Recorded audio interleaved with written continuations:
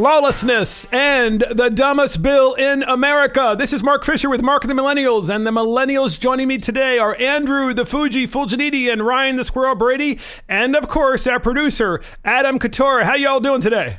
Doing great. That's great. So first up, we have Congressman Veronica Escobar, Democrat from Texas. She is sending her staff to Mexico to give advice to migrants. So she's basically being lawless. That's the title of today's podcast. And she's telling her staff to undermine the law of the United States of America, to tell people and coach them when they come to the border what to do, what to say, how to get into the United States, probably maybe even where there isn't a fence. I don't really know. Gentlemen, thoughts? Come on, millennials. This is insane to me. I mean, this is a U.S. Congresswoman. She's using U.S. taxpayer money to go ahead and provide legal advice to non-citizens, and sending her staff, so probably at taxpayer dime, to go ahead and advise and provide legal advice to non-citizens. I mean, what happened to Congress people actually helping like people in their district, like the people they represent? I mean, that's insane to me. It's like you don't have enough problems in your district. Like, that's great. Like, I'll move to that district. Like, you don't have homelessness. What about these challenges? Why don't you try to solve these things? Wasn't it fascinating? I mean, Democrats keep saying that the healthcare debate is so important, and they're right. They're right. We need to solve the price of healthcare in the United States and the price of prescription drugs. These are important issues. Deal with that, right? Yeah. I mean, come on. Or fix the immigration system, to be honest, because honestly, you should be taking our taxpayer dollars towards fixing the problem in Congress, in D.C., instead of going down to the border, helping illegal migrants circumvent our system to get into the country. Rather, we should fix the system itself so they can come over legally and be legal immigrants and actually assimilate into our society. So get this. The Washington Examiner reports that according to the National Border Patrol Council's El Paso chapter and several CBP agents, Escobar's staff is trying to find migrants that have been returned from El Paso, Texas to Mexico under the Remain in Mexico policy, and then coaching them to pretend they cannot speak Spanish to exploit a loophole, letting them to return to the United States. This is incredible. So not only they're not providing legal advice, they're actually telling them to lie and say, to break the law. Pretend you don't speak Spanish. So are they going to just be that mute? Way what? Are they going to be just mute when they get to the wall? Well, no, it's like I get. What are they going to do? I guess make sure that they can speak halfway decent English, right? Because that was Squirrel being a mute, not realizing he's on radio. So yeah, still there. But it just boggles my mind that they're telling them to not just providing like actual legal advice to non-citizens, but they're telling them to break the law and lie and fake to get them in and say don't speak your natural language. Is El Paso her district? Yeah. I would assume so. Yes. Yeah. Well, I mean, I'm not sure if it's her district, but obviously she's from Texas. Okay, that would make more sense. I was like, if she was coming from like Illinois, I'd be like, Yeah, obviously Texas is a large state, and they've got many, many congressmen and women, so I'm not exactly sure which district it is and what cities it encompasses. But nonetheless, that's what her staff is doing. So next up, Florida Congresswoman Frederica Wilson says that people who criticize congressional members should be prosecuted. Give me a break. And so, once again, this podcast is about lawlessness, and, here she is. You got to hear it for yourself. Those people who are online making fun of members of Congress are a disgrace. And there's no need for anyone to think that is unacceptable. We're going to shut them down and work with whoever it is to shut them down, and they should be prosecuted. You cannot intimidate members of Congress, threaten members of Congress. It is against the law, and it's a shame in this United States of America. Let's unpack this one. So she said, I just want to say the last part of that was, and there is no need for anyone to think that it is unacceptable. I think she meant to say acceptable. So there's a small English, problem there. Yeah. But no surprise from this particular congresswoman, rather. She has a history of this. Gentlemen, I want to hear your thoughts on this. Lawlessness. First things first, freedom of speech, freedom of expression. You can say whatever you want. Just, use common sense. Don't yell fire in a crowded building, etc. But, when you're a public figure in this day and age, you are fair game. She did make one mention about threats. If you threaten someone's life, you're probably going to be investigated by the authorities. That's their right to do. Make sure you're not actually going to cause harm or threat of violence. But, criticisms, making fun of, that's all what cartoonists do and make caricatures of politicals. I go on Politico and watch it all the time. The cartoon weekly carousel. It's great. Of course, it's hilarious. yeah, absolutely. So honestly, she's probably going to have herself a little caricature on Politico probably this week because of this. Fuji, what would you say to your congresswoman? This just goes to the sickness that is a congressman, right? This is the sick. They think that they're a protected class and they deserve rights that not everyone else has. That you can't criticize your elected official now. You have to take their word for it. Whatever they say goes. Like they don't represent the people, and the people don't have the ability to voice their opinions. I mean, this is insane. She seriously thinks that she's in a protected class. And how dare someone criticize her? Last time I checked, a congressperson is one of the people elected by the rest of the people in their normal communities to go represent them. You're still there. You just have a higher elected office, but you're still on the level playing field. She's in Congress saying, lock them up. And she's talking about all of us. Now, there's one thing I know about the internet. It's the best way to get the internet to do something is to tell them not to do it. Yep. That was Adam Couture, our producer, by the way. We love it when he weighs in. Can't wait to see the memes that's going to be made about her. It's going to be great. Adam may remember Bodie McBoatface when they had a naming competition of a new British research vessel. People made it Bodie McBoatface say, please don't vote for this. It won the competition. Next up, Kamala Harris, Senator Kamala Harris of California. She's running for president of the United States. She hired the same campaign law firm and lawyer that worked for Hillary Clinton and ultimately hired Fusion GPS. Now, this is pretty fascinating because why would you invite scandal inside of your campaign, or potential scandal, or some sort of scrutiny that people are going to look? I mean, it's crazy. Gentlemen, thoughts on this? This is an ongoing story. It just doesn't seem to want to go away. To me, this goes to the theme lawlessness, right? It goes to show you that the Democrats think that an effective strategy is to avoid the facts, right? I mean, basically the whole Fusion GPS thing was unverified information that was put out there to spin and create this frenzy.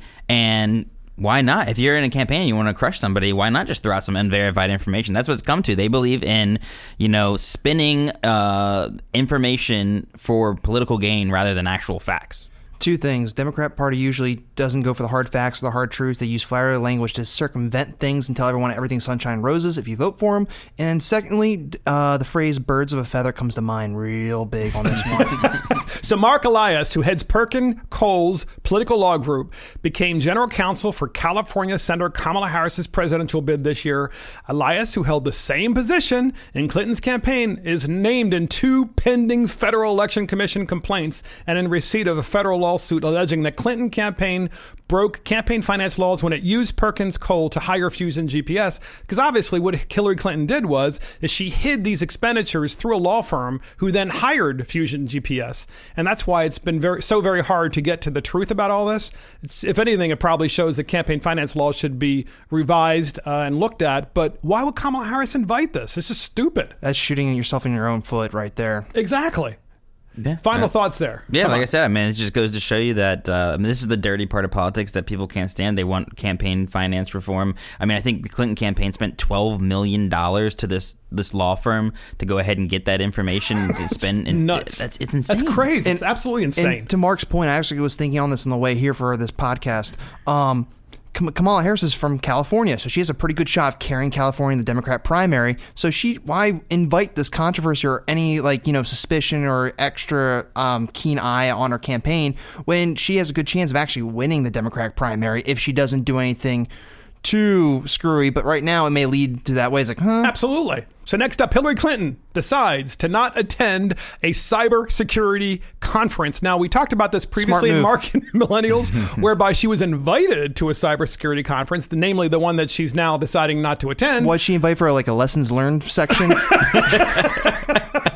And so we do have a cybersecurity expert here, and that would be the Squirrel. Tell us what you think about perhaps some insights as to why is she suddenly not going?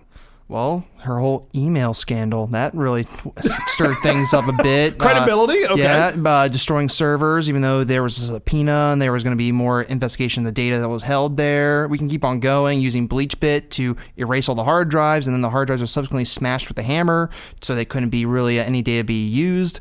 And whoever thought about inviting Hillary Clinton, that was a big oversight. So listen to this. The Daily Caller. Former Secretary of State Hillary Clinton withdrew from the cybersecurity conference where she was scheduled to be keynote speaker. So not lessons learned. Great. Citing an unforeseen circumstance, according to an email from FireEye Cyber Defense Summit, Clinton, who infamously transmitted classified information over a homemade server once housed in her bathroom, was the centerpiece of the October 9th to 10th summit in Washington, D.C., where Clinton was to have engaged in a Q&A discussion with FireEye CEO on the geopolitical landscape and its implications for global cybersecurity. Well, that's actually a really interesting topic. We can talk about that all the time. I'm down for that conversation. She was going to talk about the implications. I mean, yeah. Well, the Chinese and the Russians loved her server. Fuji, I want to hear what you think about this. Well, I mean, obviously she's an expert in certain things in the cybersecurity realm. I mean, she knows how to hide emails very well. Knows all those techniques, so why not invite her? I mean, it makes sense, right? If you got, it's like tradecraft. Inviting, yeah, right. She's got the tradecraft and the experience. I mean, seriously, it's like inviting a burglar to a forum on home security. That's good, tradecraft. I like that term. Yeah, I remember hearing that on. What movie did they use that all the time? It was about I don't know. It was about Osama bin Laden. They used the whole tradecraft thing. Oh, it was Zero Dark 30? Yes, that's it. What a good great movie. I enjoyed that. Absolutely. So next up, what'd you say? Especially the end. That was a good ending, I have to admit. So Congressman Eric Swalwell of California drops out of the race for president in the Democratic primary. He's the first casualty. Can you imagine that? And so we do have a clip on this. Let's hear it. But I will always be real with you. I will be bold without the bowl. Huh? So Eric Swalwell is a real deep thinker. So he was going to be bold without the bold. That was deep, man. I think part of the reason he's probably dropping out is whoever is writing his speeches is just awful. Even in his concession speech, it's like, oh my goodness. I think he's writing them. Well, there you go then. So the takeaway with that little clip right there was he's just going to be real with you.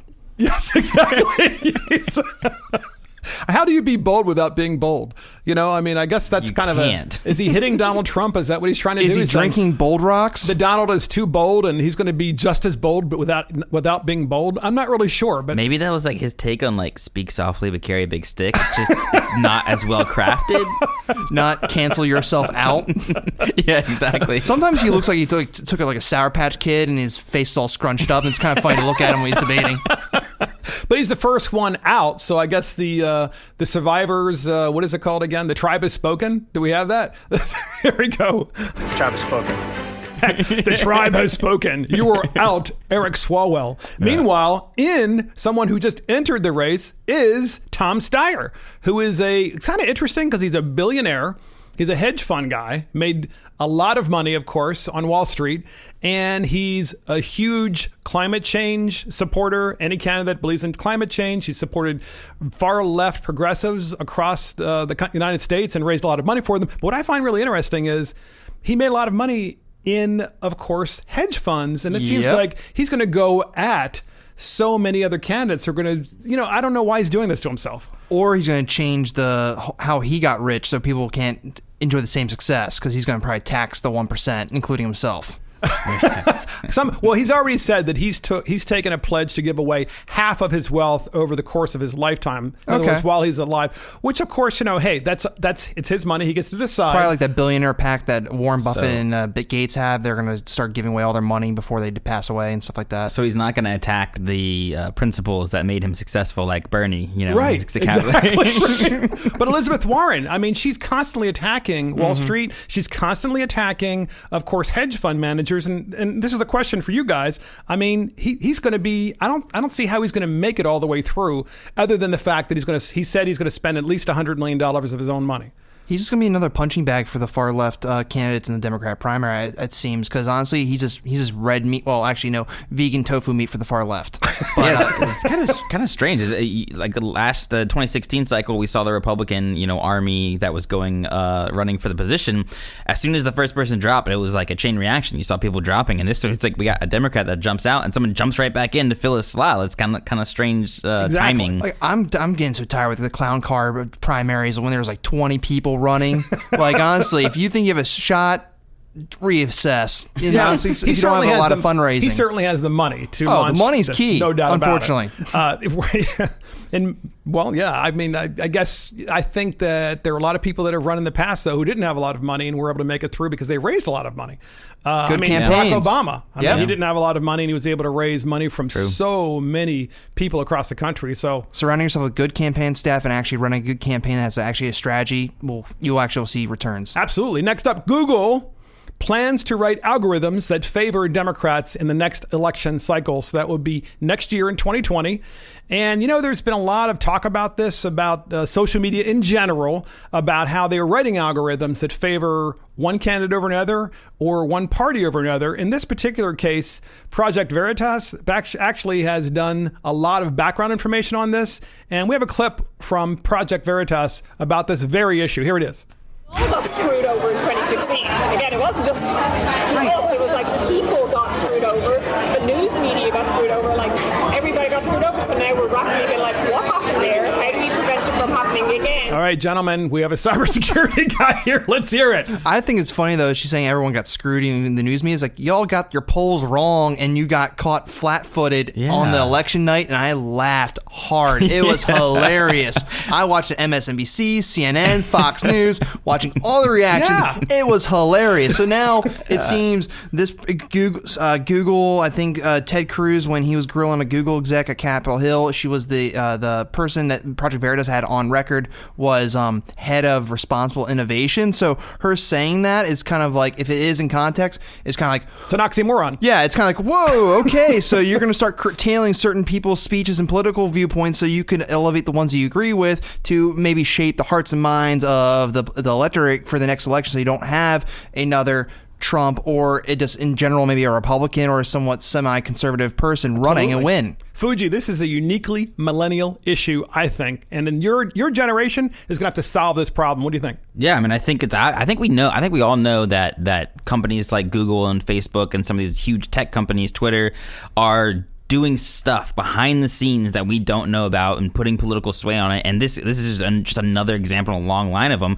I mean, it's their mentality that is bizarre to me. You got this high up Google executive talking about that the people got screwed and the media got screwed. Oh, the media got screwed. The poor media. They didn't do their jobs. They just regurgitate nonsense and picked Hillary, and they wanted Hillary to win, so they got screwed when Trump won. And the people, it's like, what about the people that voted for Trump? They always forget. That's why they're going to lose, I think, again, to Trump, because they forget about the other people that they lost to. Absolutely. It's all about them. Yep. Good, Squirrel. Come on, final thoughts on that.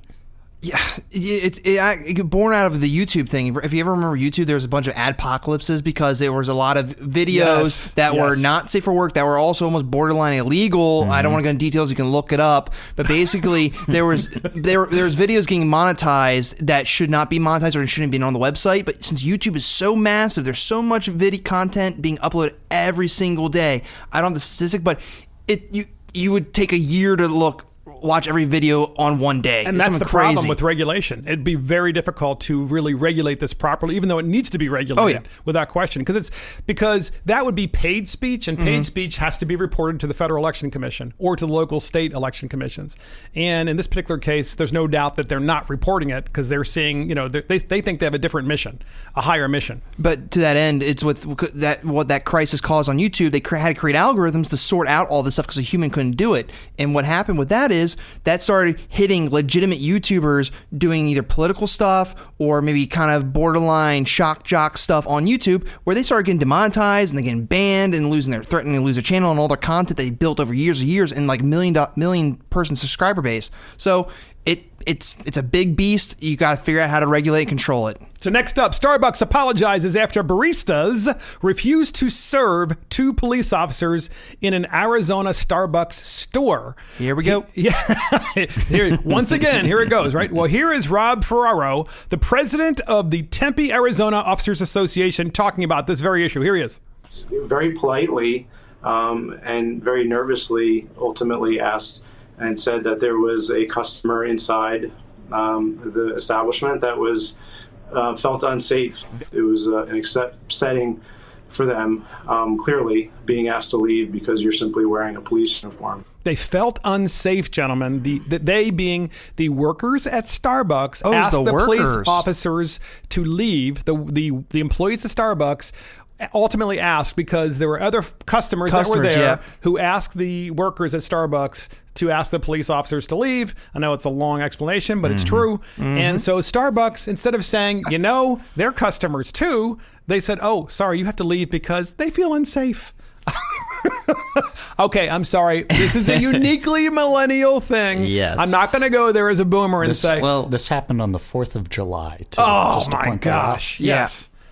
This is a uniquely millennial thing, I would say. I want to know who was that felt uncomfortable. I think what their age was. I've tempered my initial frustration and anger, saying oh my gosh, this is how could Starbucks do this? I've got law enforcement in my family, so obviously it goes to but I think this goes to a much bigger point, something we've discussed before, and this goes to the cancel culture that Ryan O'Ryan has brought up before. And I was reading through some of the Facebook comments on our Facebook page, and there was a woman named Barbara O who shared a post from a police officer. She says he's on the popular show Live PD. And his take on it, I thought was interesting and kind of made me rethink. And basically, his name was James C. And he said, let's not let one employee tarnish a company's reputation like Starbucks, just like one bad cop should not tarnish the opinion people have for the rest of us. And I mean, honestly, it's a good point. It's critical thinking. It's that's what the cancel culture has done, and it goes both ways from both sides, right? So you got the liberals who will attack, conservatives and say, you make one comment or whatever it is, and they go at you, or they take a false Kevin story. Hart, a comedian, right? Kevin Hart, and they pull a tweet out from years ago, and they go and try and ruin your career. This is the same thing where people are like, wow, an employee made a poor decision. The company didn't have the chance to make a say on this. An employee made a very poor decision. I think we all agree to say, they're accustomed, these police officers who are protecting people and putting their lives on the line, they asked them to leave because someone felt uncomfortable. Yes. It's we shouldn't be holding all of Starbucks accountable. Yeah. Absolutely. So to unpack that, I say, hey, Dunkin' Donuts, great time to capitalize on this. Policemen are welcome, Hey, reminds me of The Simpsons when they have the cops that are always drinking coffee and eating the free donuts. Hey, we may be cementing the stereotype that cops love donuts and coffee, but the same, Dunkin'. There's your opportunity there. Absolutely. Capitalize. And as you guys remember, in Philadelphia last year, a Starbucks asked 2 African-American men to leave because they weren't buying anything, and the entire chain shut down for employee sensitivity training. And so here's my thought, and I'm taking this from someone who posted on Facebook. They said on our Facebook page for Mark and Millennials, perhaps there should be an employee sensitivity training concerning civics education and the importance of police officers in our society. Wouldn't be so awful for Starbucks to have that kind of employee education as well. Don't you guys agree?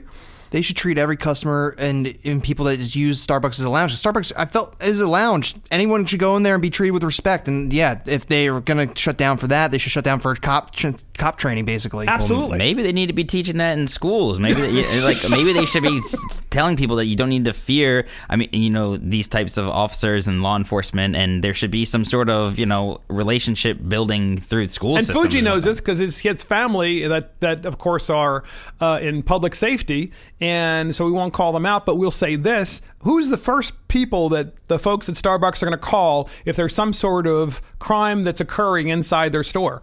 It's the police officers. So, I mean, how stupid are these people? And a good summation of all this is, honestly, there's a hard rock band called Papa Roach. Going a little random here. They have a song called American Dreams. It is actually a really awesome song that actually... You're going to sing it for us? No.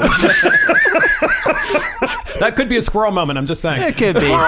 But honestly, it's a very powerful and poignant song about, support the blue and everything like that, and just, good American values and staying true to who you are. And that kind of reflects this whole Starbucks issue. Absolutely. So next up, Andrew Cuomo, the governor of New York, signs a bill requiring the Trump administration to provide, or Donald Trump, to provide his tax returns. Donald Trump, of course, is a New York State resident. And, of course, Congress has been trying, certainly the House of Representatives, Jerry Nadler, they've all been trying to get Trump's tax returns. So there's a provision in law in New York that they changed to say, well, if the Senate Finance Committee or the House committee that deals with these matters, I think it's Nadler's committee in particular, if they decide to ask for tax returns and you live in the state of New York, then you have to provide them. And there's one little, of course, thing that we have to say here. That would apply to all people in New York State, not just Donald Trump, but clearly they're targeting Donald Trump. To me, this is lawlessness, which is, of course, the subject of this podcast, because all you need is to make an enemy in government now for whatever reason. Let's just say you decide to support the gentleman who won. You decided to support his opponent. And then the next thing you know, they're going to say, I want to see your tax returns. This is going to be a shakedown. Yeah. What do you guys think? This is the Bernie Sanders mentality of how to fix. I'm going to fight corrupt big government by expanding the powers of government. It's like, what? Did you guys hear yourselves here? This bill is straight from being petty. And, granted, showing your tax returns was like a measure of good faith, saying, hey, I'm going to be running for president. Here's my whole financial history background. I wasn't circumventing the system, blah, blah, blah. If someone didn't decide to do it, granted, it's not normal not to do it, but Trump didn't do it. He's like, I'm not going to do it, until he was forced to do some things from like years past. But anyone can be targeted. To me, because sure. Look, I pulled up the bill, I read the bill, and I don't want to bore you with the minutiae of the bill, other than to say that in order for the bill to pass muster, of course, they had to pass a bill to apply to everyone in every state. Yep. And it's a statewide bill. But if Congress makes that request and you happen to live in New York State, and that's where you file your taxes, your state taxes, which of course is the case for Donald Trump, then in theory, of course, you would have to provide those tax returns. To me, this is really frightening as an American citizen, because there's nothing more personal and more private than my tax returns. Mm-hmm. It is nobody's business. Nobody's whatsoever. And as it is, I don't always trust, and I'll say this openly, I don't always trust my state government or my federal government, particularly the IRS, to not leak my tax returns if they're mad at me. Remember that 410C controversy with that learner, I think it was? Yes. That was a whole debacle, and she got away scot-free and still get to enjoy her pension and retirement. So go figure on that one. Well, absolutely. This is that Trump derangement syndrome, obviously, on the part of state legislators in this instance, but they're changing the rules to go after Trump because they're obsessed with it. Petty, exactly. But this could be one of those things where, if the power shifts, they might regret. The Democrats have done this before, where they've changed the rules in Congress, right? Yes. The nuclear option and lawlessness. Yeah, absolutely. So forgive me, I'm not so read up on what the SEC can do, but if there's suspicion or some potential evidence of you doing some financial wrongdoing in your business practices or your finances, when the SEC come in and say, show us your tax returns, because if you're trying to circumvent any taxes from the SEC. Or the IRS can audit you. Yep. Or your state government can audit you. I mean, there are all kinds of processes. Are in place. There are checks and balances in place, but this is nothing more than lawlessness and a pure shakedown. Couture, did you have a producer, Mr. Producer? I just wanted to point out, Al Capone was arrested for tax evasion. Going all the way back. Not any of the other stuff that we knew he did illegally. Valentine's Day Massacre. They got him on tax evasion. Exactly. So. It makes perfect sense. Fuji, you had something. I saw. Nope, nothing. Okay, next up. We have something kind of funny, which we always like to do one of those stories. And in fact, we like to do a number of those stories if we can find them. We keep things light and fresh. Well, apparently there is a copycat ice cream liquor that was arrested in Louisiana. I'm going to say that again. There was a copycat ice cream liquor arrested in Louisiana because apparently there was already one incident. And it went viral, of course, on social media. And this young lady, I think she was a minor, she opened the glass door of the frozen food section of her local supermarket, took out ice cream, opened the top, and then licked it, put it back on. And she was being filmed the entire time. And then put the top back on the ice cream, put it back in the freezer. And then, of course, was laughing the whole time, like, ha, ha, ha, can't wait till the next person gets that. And do we have a clip on this? We don't. Okay. So, well, because we're talking about it, of course. No need to, because it's just a social media thing and you'd have to see it to really understand it.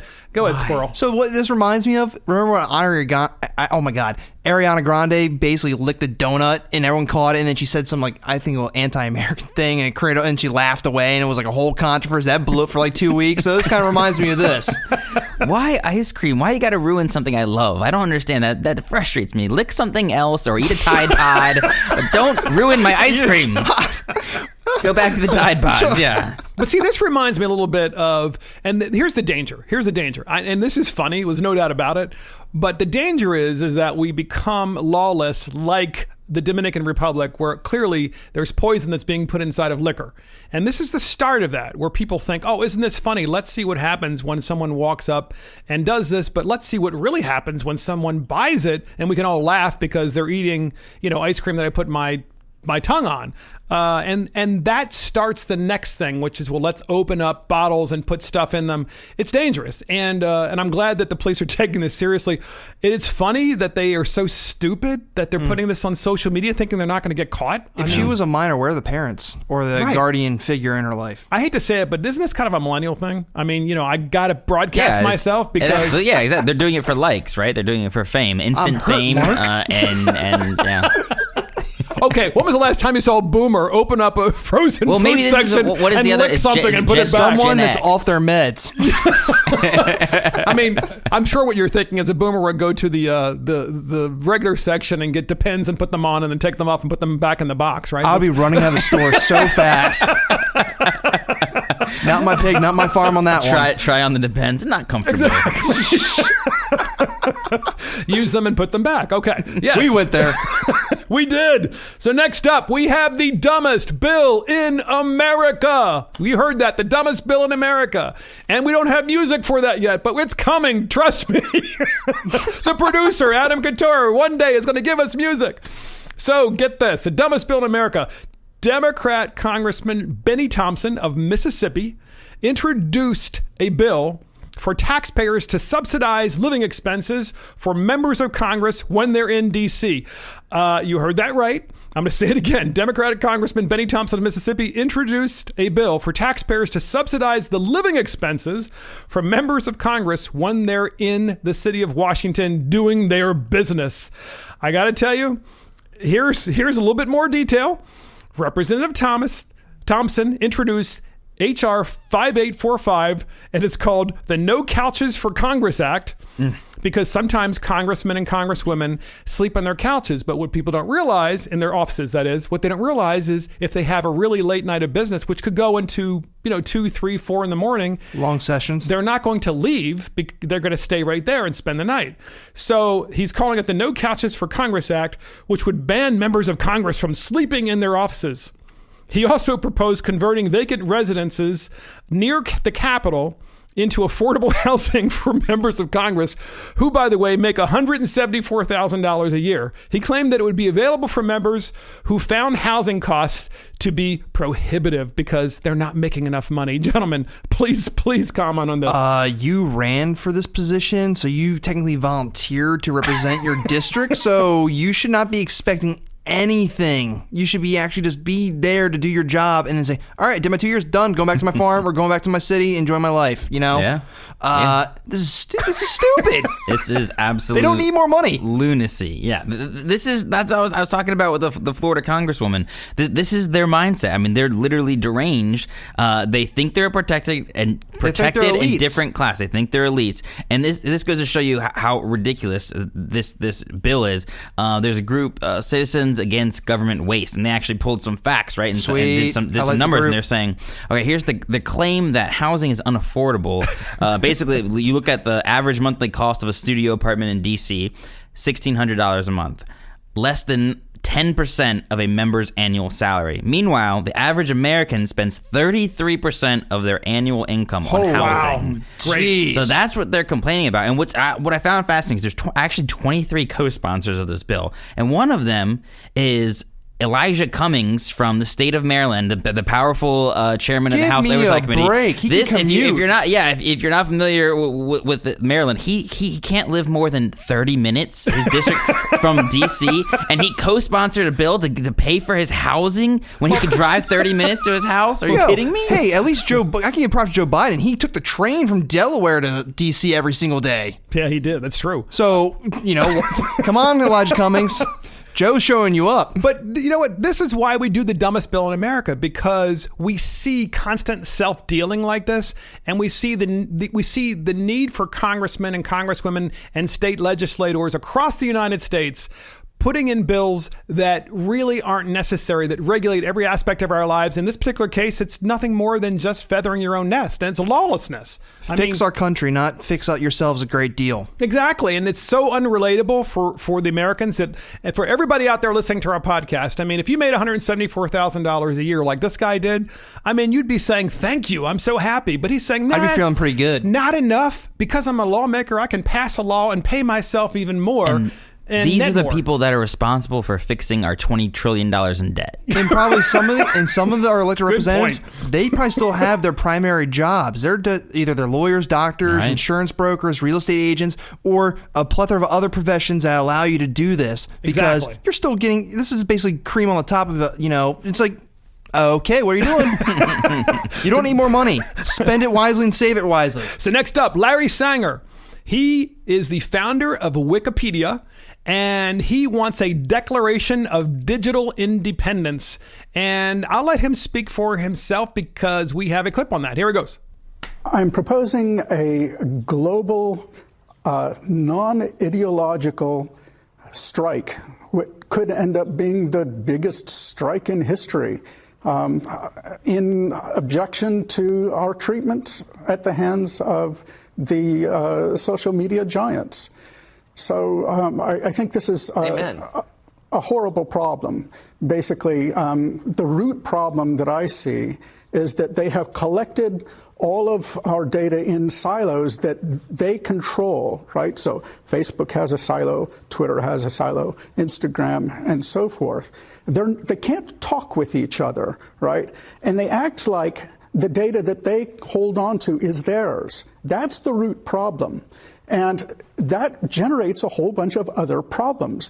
Pretty interesting. I really need the millennial perspective on this because this is definitely going to affect your generation for decades to come. It's only going to get worse. So I think a lot of millennials, we kind of just accept that we're freely handing our data over. We're accepting the terms and agreements when we get on these social media platforms, whether it be Facebook, Instagram, which is now owned by Facebook, Snapchat, Twitter, etc.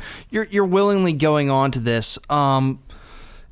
And honestly, you got to think of the gravity of it. It's going to be with you your whole life, even until you're after no longer breathing on this planet. But then again, you're dead. No one's going to use it against you unless they would use it against your family, which would be pretty weird. But anyways, I digress. But we subscribe to it. We know what's going on. We know we're giving our data. We know we're telling hey, this is who I am. This is what my likes and interests are. You may have ads run that are targeted towards me, but that's about it, really. Andrew? I agree with your point in that for the most part, our generation, but anyone who's using the internet for the most part, boomers as well, know that their data is being collected, but I don't think everyone is willingly giving it away. I don't think people know. I think there's a lack of knowledge as to what is being done with it. Absolutely. And I think that's what Sanger was talking about, is that this is yours. It's your property, right? I mean, the companies are taking this, and it's nice because there's little added conveniences, like they show you things you want to see on the internet and all that kind of stuff. So people, I think, allow it, but luckily, I don't think there's a lot of knowledge and education onto what is actually being done. I agree. And how with your data. With your data. They're making a lot of money on it, I can tell you that. And and I'll give you the boomer perspective. Advertised by it. I think a lot of boomers don't know that they're giving this information away. I think they love certain platforms, for example, like Facebook, perhaps Instagram, those two in particular, and they don't realize that every time they fill out a category, that they're giving away information about what they do for a living and where they live and their zip code. I mean, these are important things to advertisers, you guys know. So to our viewers, if you guys are on your internet and you're searching things of interest that you regularly frequent, like maybe like I go to Bass Pro Shop, so I look up certain things like ATVs or New Scope or some hunting gear. Hey, I'm a simple man. I like Bass Pro Shop. Yep, thank you. Hey, squirrel hunting season's coming soon, I think. No, Ryan, we can't hunt you. I'm hunting wabbits. There we go. But anyways, and then I go onto Facebook, and all of a sudden I see an ad for Bass Pro Shop. Here's a hunting sale. Or go on to Google, and then all of a sudden it's like, hey, you looked at this, and we're like, here, this is a sale on this. It's like, okay. How did it find out? It's learning, it tracks you, it knows what you're doing. It's just, hey, this is the closest Bass Pro to you, or this is the closest outdoor shop to you. Absolutely. So if you see that, there you go. I think an important thing to say to the listeners as well is that boomers and even people like me don't know that there are things out there that can help you, retain your data and protect your data. VPN. Yeah, explain that, cyber guy. I was going to, but I feel like you probably have better. No, you can go, Andrew. Go for it. Are you sure? Yeah, go ahead. Fire off, dude. Virtual protected network, right? Private. Virtual private thing, network. yeah. It's easy. There's easy enough. There's companies out there that you can just download an app just like you would any other app on your phone. NordVPN's a good one. Yep, there you go. And that prevents these companies from knowing that it's your device that's searching, Bass Pro Shops in Ryan's case or whatever. Stuff. So you're not getting attacked and your data's not getting collected, and it just makes you feel safer. And you should want that when you're online now. Well, before we go to Squirrel, we want to hear Wozniak, the co-founder of Apple, also has something to say about this. Go ahead, let's hear it. But everything about you, I mean, they can measure your heartbeat with lasers now. They can listen to you with Fitbit. A lot of devices. Who knows if my cell phone's listening right now?